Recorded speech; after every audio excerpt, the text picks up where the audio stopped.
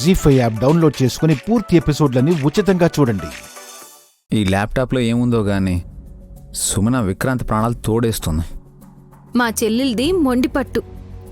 సమాధానం నచ్చని వాళ్లతోనే సమస్య బాబుగారు. ఏ వెయిట్ గానవికి ముందు పాలిస్తే గాయత్రి కడుపు పూర్తిగా నిండదు.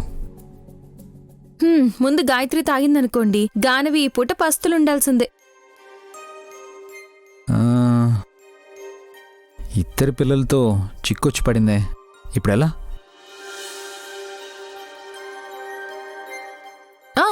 ఒక పని చేస్తాను బాబుగారు, ఇద్దరికీ ఒకేసారి పాలు పడతాను.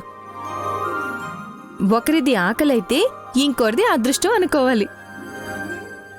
ఈ ఐడియా ఏదో బాగానే ఉంది.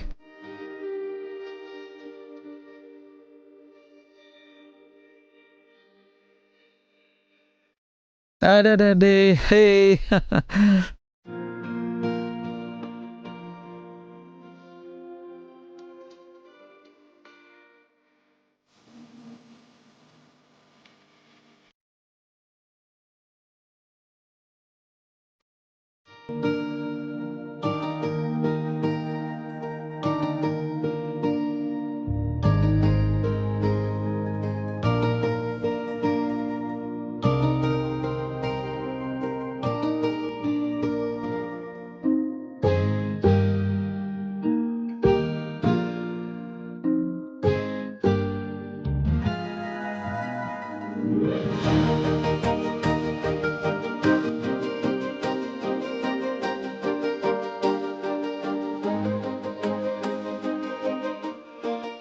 మీరేంటి బాబుగారు కింద కూర్చున్నారు? బిడ్డలిద్దరికీ ఒకేసారి నువ్వు పాలు పడుతుంటే నాకు నువ్వు సంతాన లక్ష్మిలా కనిపిస్తున్నావు నాయని. అమ్మలా పాలిస్తున్న నువ్వు అమ్మవారిగా ఈ భక్తుడిని కూడా పాలిస్తావని అడుగుదామని ఇక్కడ కూర్చున్నాను. బాబుగారికి ఉన్నట్టుండి భక్తి పెరిగిందే. భార్యకి దాసుడైతే సమస్య గాని భక్తుడైతే సంతోషమే కదా నాయని.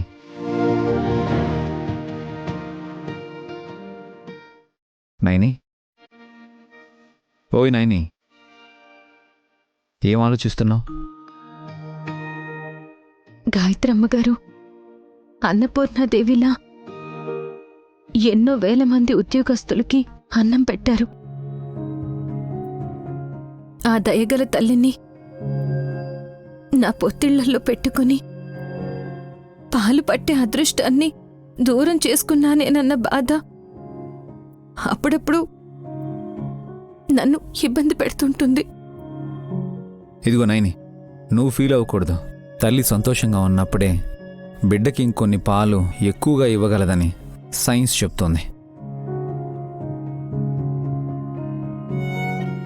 బిడ్డల కోసం ఏ తల్లైనా సరే నెత్తురునే పాలగా మార్చి వాళ్ళ కడుపు నింపుతుంది బాబుగారు. నైని, నేనొక మాట చెప్పనా? శాస్త్రి గారి మనవరాలకి మా అమ్మ పేరు పెట్టారు అనగానే ఎంత హ్యాపీగా ఫీల్ అయ్యాం. మా తమ్ముడు విక్రాంత్ కూడా మనం పెట్టాలనుకున్న పేరే పాపకి గానవి అని నామకరణం చేశాడు. వీళ్ళిద్దరినీ మన బిడ్డలే అనుకుంటే తప్పేముంది? తప్పే కాదు. That's good. చూసావా, నువ్వు నవ్వితే పాలపుంత మెరుపులా ఎలా ఉందో.